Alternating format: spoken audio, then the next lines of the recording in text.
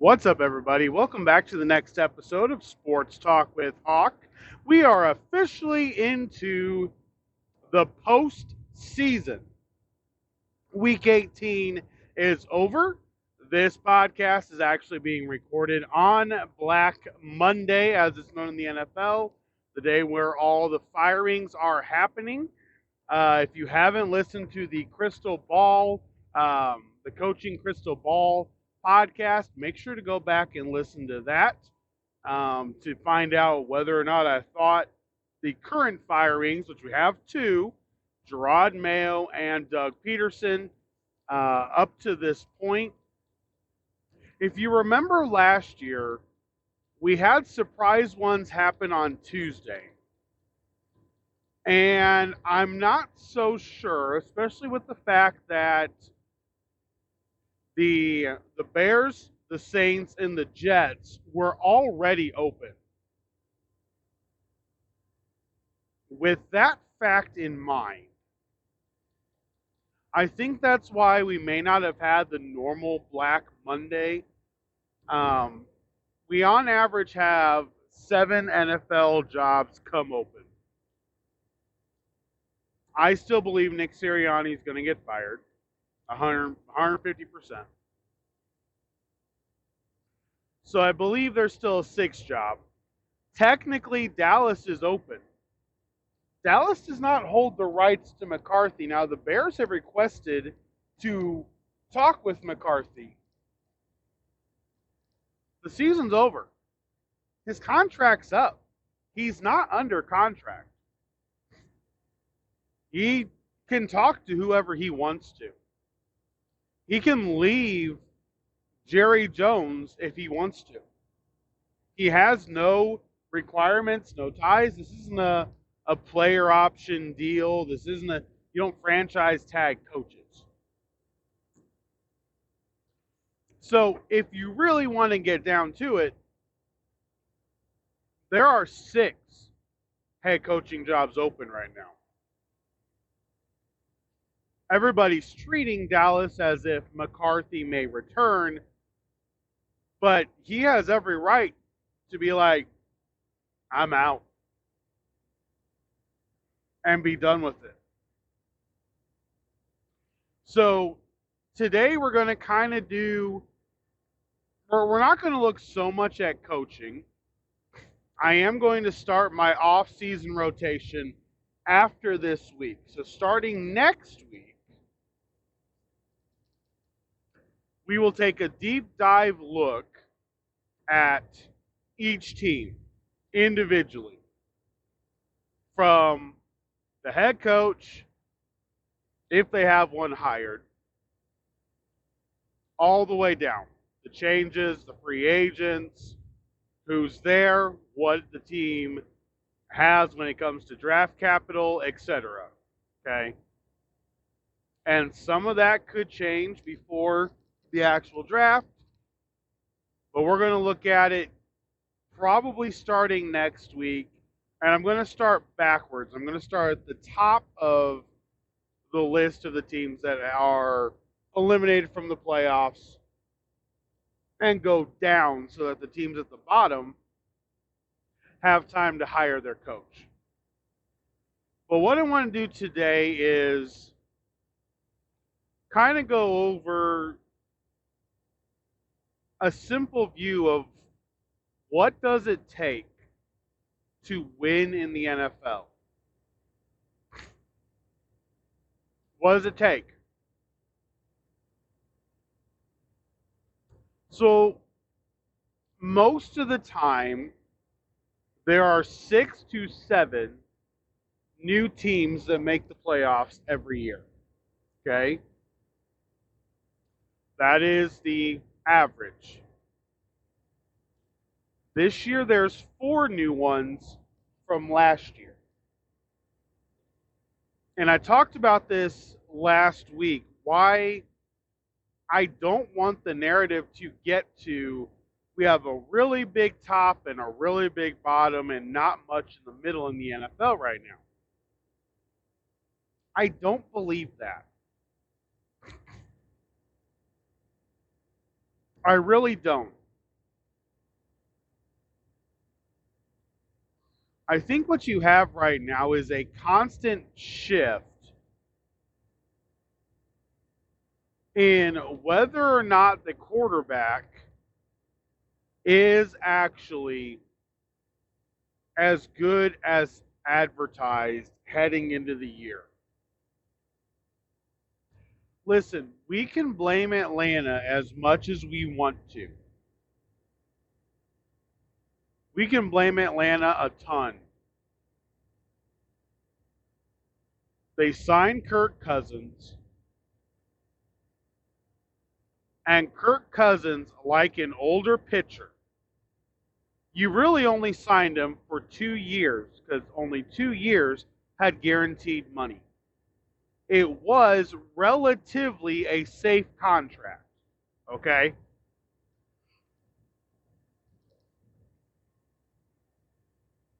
They realized, well, with where we're drafting, we won't have this chance again next year. Or if they're winning with Kirk Cousins, the year after that. This process had worked for Green Bay. Now, it was their own guy, okay? A guy who was already there. But that type of process has worked multiple times. Patrick Mahomes absolutely benefited from being able to sit behind Alex Smith. If you guys think that Patrick Mahomes is really actually a superstar quarterback, you may want to watch his teams. There's a reason the public didn't vote him into the Pro Bowl. He's not a superstar quarterback. He's not what you think he is.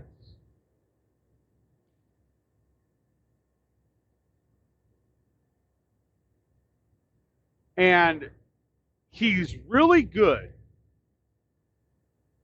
but he is not as talented as Josh Allen.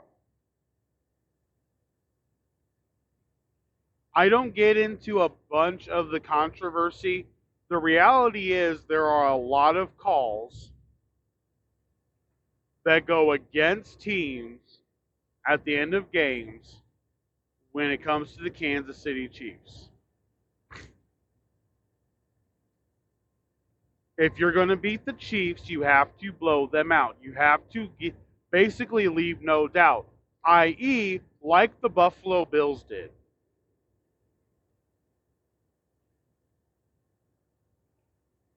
Now,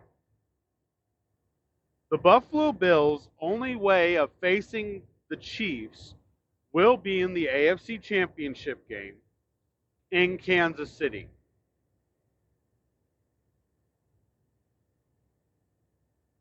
So we know where the path's going to go. But Mahomes absolutely benefited from one of the when you ask around the league, read up on it. Alex Smith has always been loved by everybody. He's loved by the coaches. Andy Reid made a really hard decision moving on from him to Patrick Mahomes. It helped financially. Mahomes was younger, and then Alex Smith, unfortunately, then has the horrific leg injury in Washington. But when you've got a professional in front of you, it helps you learn what to do. Kirk Cousins acted like an old pitcher.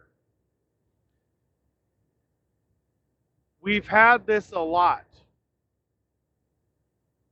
Jake Arrieta, Johan Santana.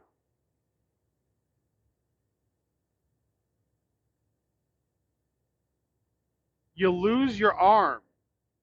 When your pitch is a fastball, when your fastball's gone, if you didn't work on the technicality and the mechanics of the other pitches, you're done. Kirk Cousins had made a living making long throws. Matt Ryan's arm dropped. He made a living making deep throws. Aaron Rodgers has made a living making bombing deep throws. Why? Why was Brady so good so late? Because he didn't do a bunch of bombing throws. Think about it. Besides the Randy Moss years, where was he throwing the ball? 5, 10, max 15 yards downfield. He wasn't throwing it 25 yards downfield every play. How you use your arm matters. Kirk Cousins' arm got worn out. Now, could he, when he's cut, could he have a decent season next year? Absolutely. Cousins could have a really good season next year. And Atlanta, I've looked at some of the fan blogs. I can't believe they want Raheem Morris fired. I can't believe that. Arthur Blank knows better. He's not going to create instability in this organization. He's not going to do it. Raheem Morris, first year back as a head coach. He'll talk with Sean McVay again in the offseason. He'll talk with a couple of guys in the offseason. He will be even better in year 2. That defense improved. I know this last game didn't show it. I know that game between Carolina and Atlanta was wildly entertaining. Wildly entertaining. Bryce Young indoors looked fantastic. Michael Penix looked fantastic. Drake London, absolutely a receiver you want next year in fantasy. My gosh.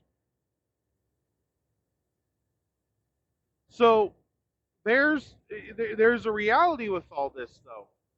Arthur Blank is not a bad owner.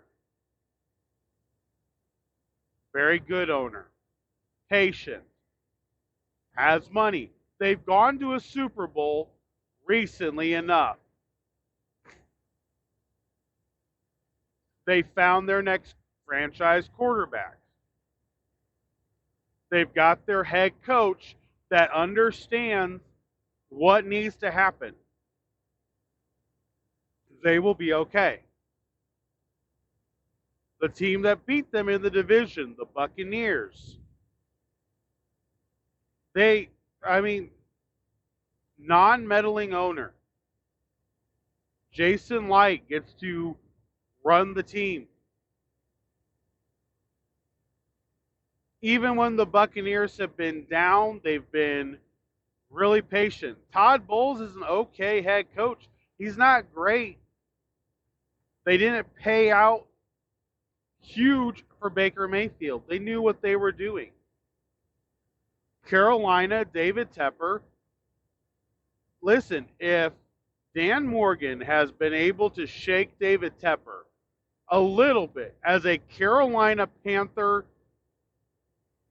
legendary player and told him, you've got to let us run things and build this up. 1 year doesn't do it. Dave Canales, to me, in 1 year proved he deserves to be a head coach. Look what he did with Bryce Young. That defense is atrocious. Now, the offseason, where are we going? Defense. We need a receiver so they can pick a receiver early and be okay, pair him with Xavier Legette, be good. They got Chuba Hubbard. They signed him to a long-year deal. I don't know if Brooks is going to end up being able to bounce back. He's now had 2 ACL injuries. I'd draft another running back. I really would.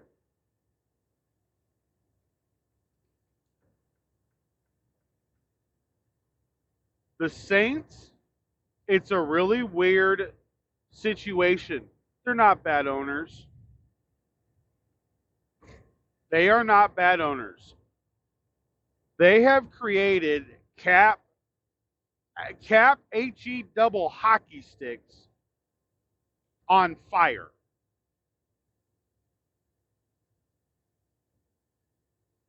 They have created a nightmare of a cap situation where if you're a coach coming in, you're going to have a year of dead cap rollover before you can do anything. That's the hard part about the job. But the good part is they're good. The owners are good. The owners are patient.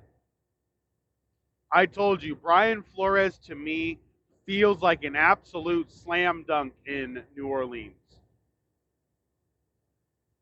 He'll focus on the defense. He'll get the defense to play with B-plus talent. David Carr is having conversations, if he still has an arm at all. You got Kamara. You got Carr. Olave is going to have to decide what he wants to do. He may retire. Who knows? This year, I would argue the Saints overachieved. They had the Buccaneers on the ropes. They just didn't have the same talent due to injuries on the field to beat the Bucs and close them out. NFC West, Rams, owner, non-meddling. Give the keys. Run it. Seahawks. Sometimes the owner got there, sometimes it's not. Ownership are still fans. Sometimes ownership wants something and the coach, GM, wants something else. They don't always see eye to eye, and they're not supposed to.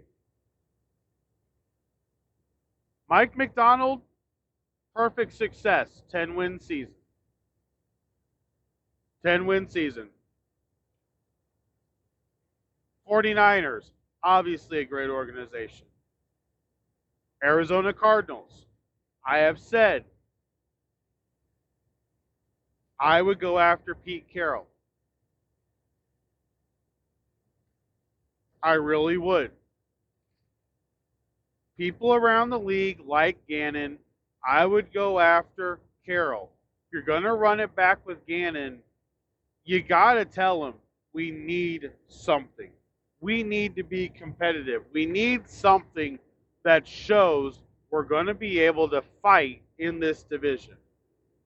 The 49ers are going to have a down year. They've got a cap issue next year. They're getting old.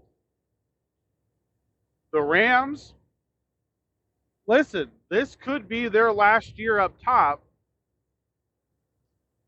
I don't know what Stafford's going to do.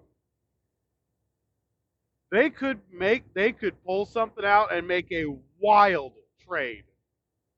An absolutely wild trade. They've done it before. So watch for the Rams this offseason. Vikings, good. Packers, no owner. Lions, them betting on Dan Campbell and letting Dan Campbell build this team up. They've got loyalty in that Lions organization we haven't seen for a long time. Ben Johnson has said no, no, no, and no to head coaching positions. Our job's not done here. He wants to win a Super Bowl as a coordinator before he tries to go win it as a head coach. And he's in Detroit, who's played a brilliant money game. They'll pay for it in 4 years. But who has traded, drafted, developed really well. Chicago, poorest owners. McCaskey's hard to deal with. The structure of the Chicago Bears organization is absolute garbage. Can anybody win there? They're not getting Vrabel. They're not getting Vrabel, which is exactly why I think they moved on to Mike McCarthy. Vrabel's going to New England. Vrabel's going to New England. If he doesn't, I will be shocked. And I think Vrabel will succeed in New England and make them the second best team in that division. And a team that defensively, toughness-wise, will be able to play with the Bills. They will.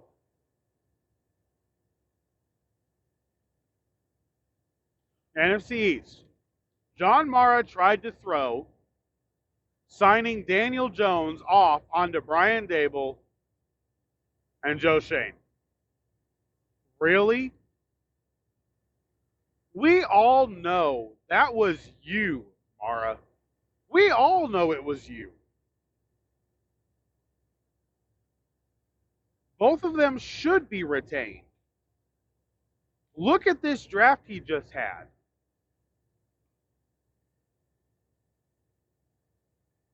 This team is absolutely more talented on paper than the team when Daboll first came in. They need a lineman. They need a quarterback. What do you do? That's the question. What do you do? It's really hard to decide.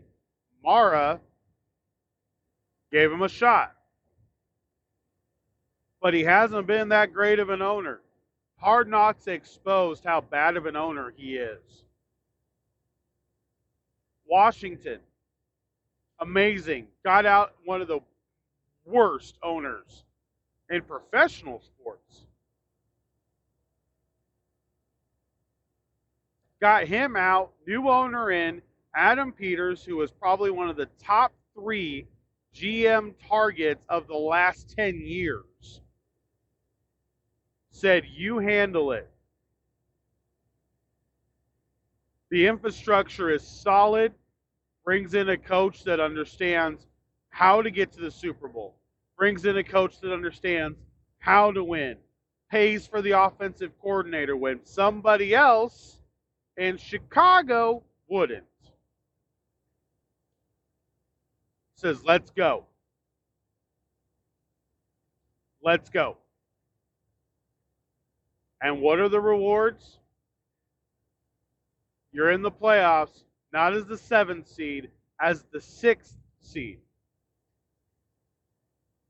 Going to Tampa Bay, which is very winnable. Very winnable.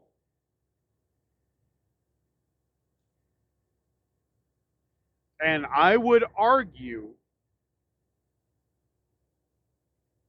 they may be the worst matchup team next to Philadelphia for the Lions. I really think Jaden Daniels changes things. But the ownership gave Dan Quinn, Cliff Kingsbury, and Adam Peters the ability to go do what they needed to do to win. Philadelphia, they're not necessarily short leash owners. Look at how long Andy Reid was there. But they do have a high level standard. And if you're not meeting the standard, because they will make the moves to get you money, They will make the moves to get you players. They will assemble an all-star roster for you to coach, which is why if Nick Sirianni doesn't at least make the conference championship, he's out. Because they will give you everything on the plate. You just got to make it look pretty. Great ownership. Dallas, Jerry's meddling. The head coach is a lot better than people give him credit for. Jason Garrett, who I don't think is actually a bad coach. I think if he would have gone somewhere else, he would have had more success.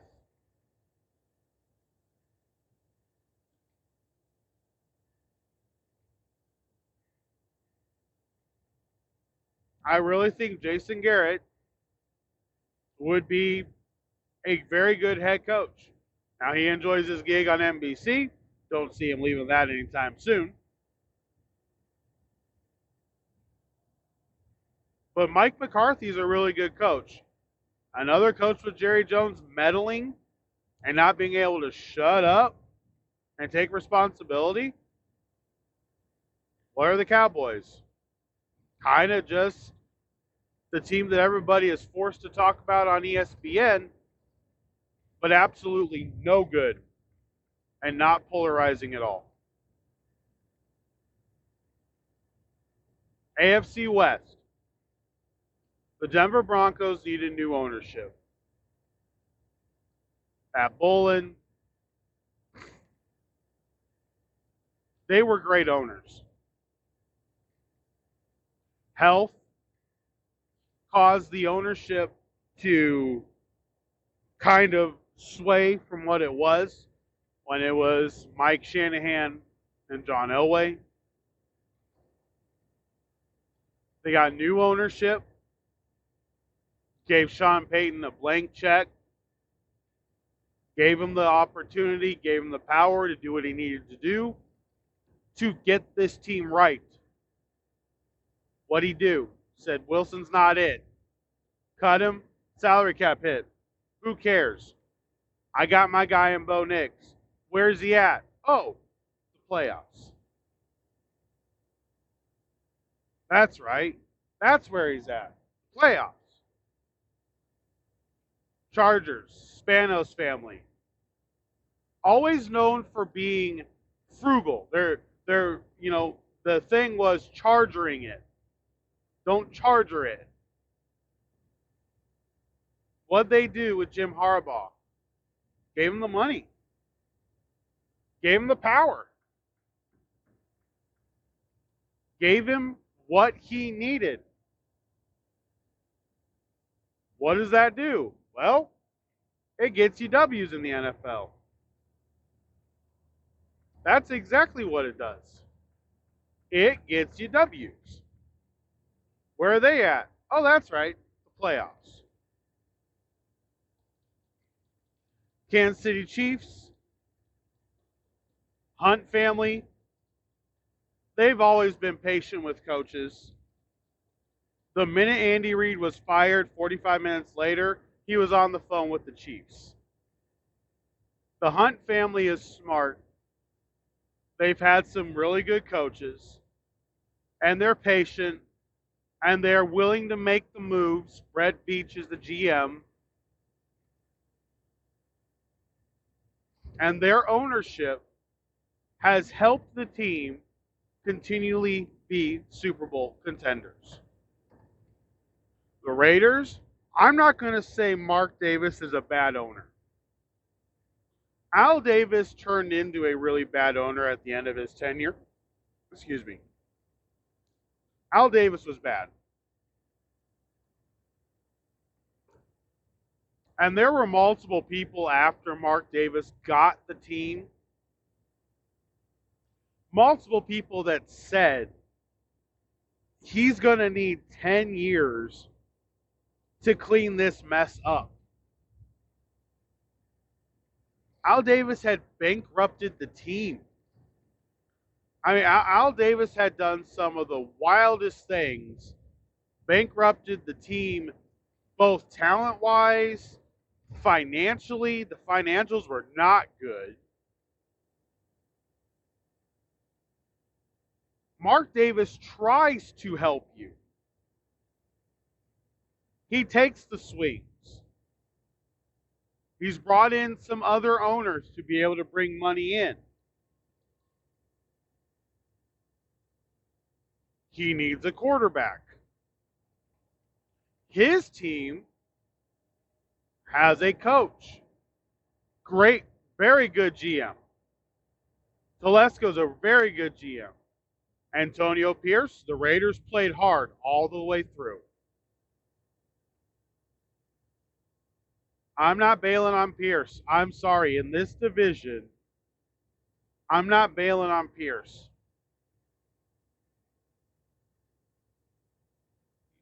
You're waiting for Andy Reid to retire to be able to fight for the third position in the division. You've got Sean Payton and Jim Harbaugh in that division. You're waiting for when Andy Reid retires. Now, when Andy Reid retires, who knows who they're going to get? But the reality is, the Raiders fight hard. Another offseason with Telesco. If you can get a quarterback that can play, get a running game. The running back position this year was worse than what I thought heading into the year. You guys remember 2023, Zamir White was on fire. He fell off a cliff. Amir Abdullah ended up being their best running back option. Spencer McCormick, came in, got injured. He wasn't bad, whatever. But they drafted their tight end, who set the rookie single season record. Good for Mr. Bowers. They've got Jacoby Myers. Draft a running back late. Draft a wide receiver in the third round. Get Max Crosby back. Fix the defense.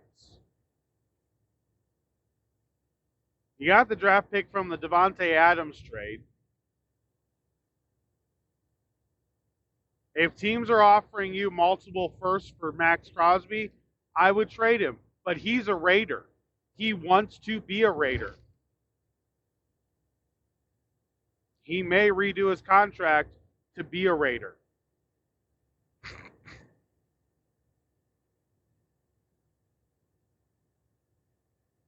When you look in the AFC South, listen, I don't know if the Khan family,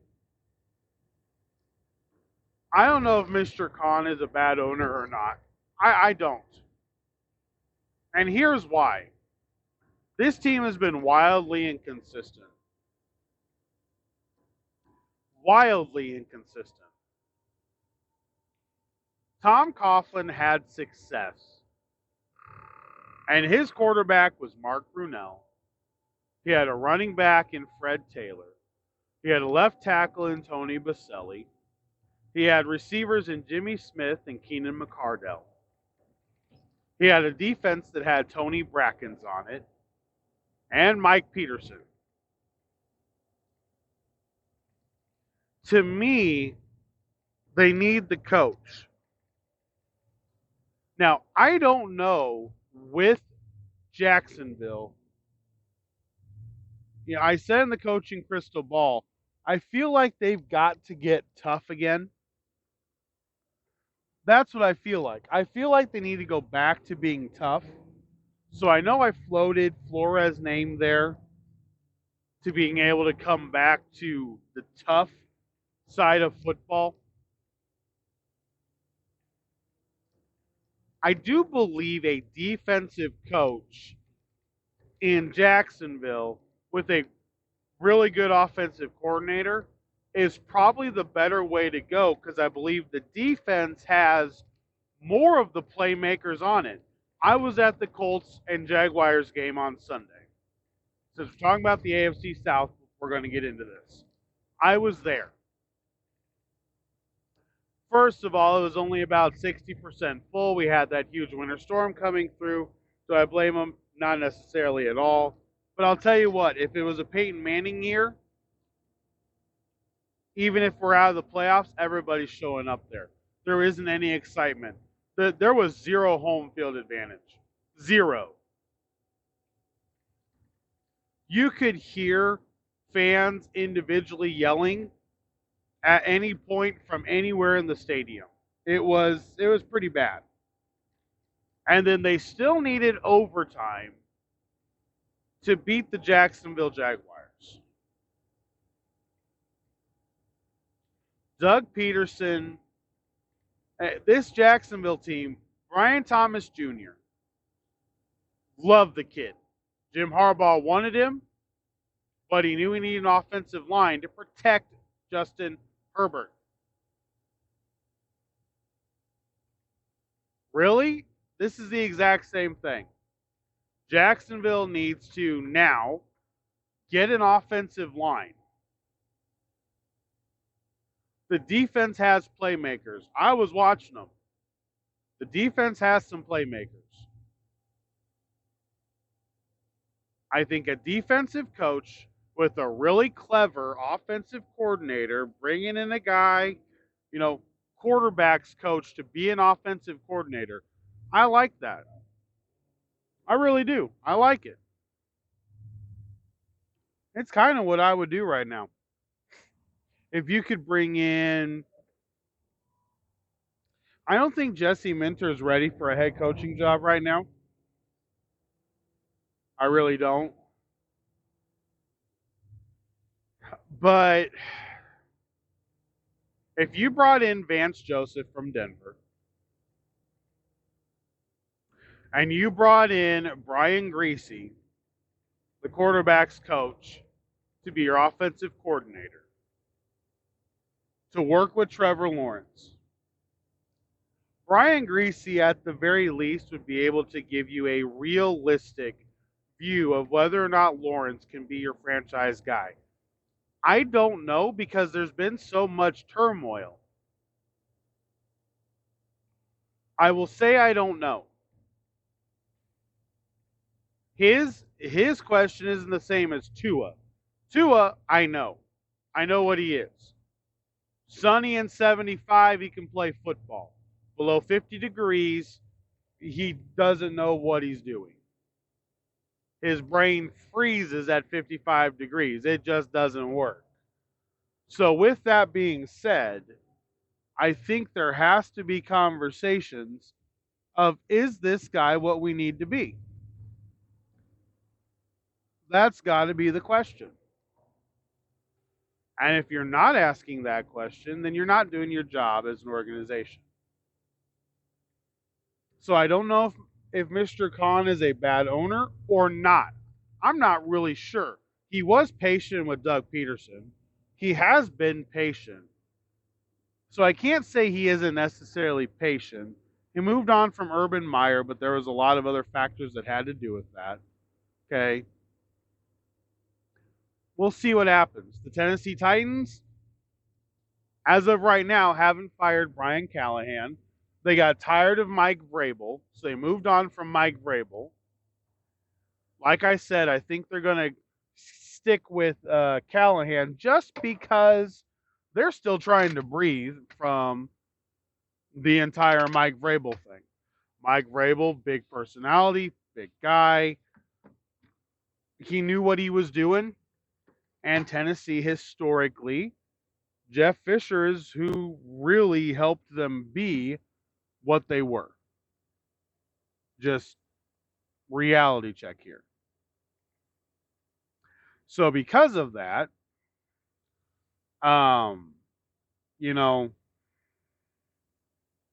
it's definitely not surprising to me that they haven't fired him, but I don't know if the ownership's really good there in Tennessee or not. They don't feel like it. They had the coach they needed in Vrabel, and they couldn't take somebody telling them they weren't doing a good enough job. That's what it comes down to. So I don't know if they're really that good of a organization or not. Now the Indianapolis Colts, Jim Irsay's had so many health issues. Right now, the health issues are truly taking over the team. He is out of touch. He was never going to fire him. Chris Ballard and Shane Steichen are coming back. Gus Bradley has been fired. Sorry, his defense just ended up being worse and worse. It's got players on it, not the players you need, but it does have players on it. So we'll see who they bring in. But the reality with it is the ownership hasn't been great. It's not been aggressive. It doesn't promote aggressiveness. And haven't been right on the quarterback very often. We went with a couple old guys. And Philip Rivers was the best one of the old guys. Like, it just hasn't been good. So ownership, not that great. And where's the team? Not in the playoffs. Texans. Bob McNair had been, even though they were making the playoffs with Bill O'Brien, even though they were a very consistent team. You know, there was a bunch of stuff going on and going around in the organization that wasn't really, it wasn't good, but it was just kind of odd. And that's what it was basically looked at as. It's like, it's just an odd situation. Well, what'd he do? He kind of cleaned house, gave the GM the keys to do what he needs to do. The GM gets the team that they need. And then, oh yeah, look at that. DeMeco Ryans the head coach. Now they need an offensive line. CJ Stroud did not regress in year 2. He didn't have any time in year 2. I'm not going to put this year on him. He has had no time. He doesn't look comfortable. Your clock speeds up in your head. It would do a lot to go out and win this weekend. Win that home playoff game. It would do a lot. Just keep it rolling. When you look at the AFC North, the Browns, it's a weird ownership. The Bengals don't spend any money, cheapskates. And now their team, they got the defensive coordinator fired. Ownership got the defensive coordinator fired. They let all their defensive players go. Now, Joe Burrow does not like Zach Taylor at all. Joe Burrow fighting to keep T. Higgins around. Okay. Where are they? Oh, that's right. They're not in the playoffs. That one magical year, they're not in it. The Ravens, the Steelers, solid organizations. The Steelers don't have a good quarterback. Where are they in the playoffs? The organization, the structure is so solid that they can beat up on every team that's below them no matter what. They lose to every team that's above them, but they always end up with 10 wins. They end up in the playoffs somehow, but nobody expects them to win anything. But the organization is so strong, they're there. The Ravens, so strong, they're there. Miami Dolphins with Ross, I don't think it's a great ownership setup. He's not in the playoffs. Obviously, Woody Johnson and the Jets, terrible ownership situation. And he's not in the playoffs. Buffalo Bills. Ownership has been good. They've been patient with Sean McDermott. If you're only going to lose to Patrick Mahomes in the playoffs, and that's it, we'll accept it. Some guys, you just don't beat. Some teams, you just don't beat. Okay. They've made moves. The Patriots, Robert Kraft is a good owner. His press conference, I thought, was really telling of how he thought everything. Remember, it was in the contract that Mayo would take over when Bill retired. He wasn't ready. Everybody knew he wasn't ready. He's too young. He's a defense guy, not an offense guy. He wasn't ready for this. And Robert Kraft took ownership of it. I did this. This one's on me. And it wasn't the covering for somebody, like you see all the time. No, he meant I screwed this one up. Now he's going to go after Mike Vrabel and get the coach that he wants. And the Patriots will be fighting for a playoff spot again next year. They will. Mike Vrabel, Drake May, the team will get tough. They'll get a running game. The defense will be much improved. Much improved. They'll be good. They got a bunch of cap space. Players love to play for Mike Vrabel. They got a bunch. They'll be good. They will be second in the division next year. And we'll look at everything in the future, like I said.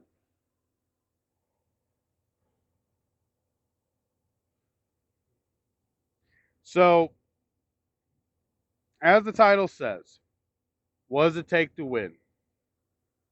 Well, more and more you need good ownership.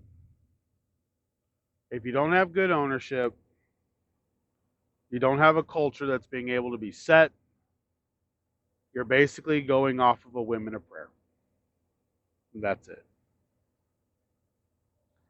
And that's all I got. I got a couple different things planned for this week. I had multiple different things planned, actually recorded, and got the videos. They're sitting in my file at home. I just didn't get them released before Sunday happened. So I got to redo my top 10 picks like I told you I would go through, looking in the mirror at the top 10 picks. So that will be tomorrow. But guys, that is going to be it for me. Thank you so much for hanging out. If you were in the path of the storm that swept across the Midwest, I hope you're safe. Hope you're doing okay. Keep safe, keep warm, keep loving football. We got the playoffs coming up, and we'll dive into that in the next episode. Until next time, for Sports Talk with Hawk, I'm Hawk, and I'm out.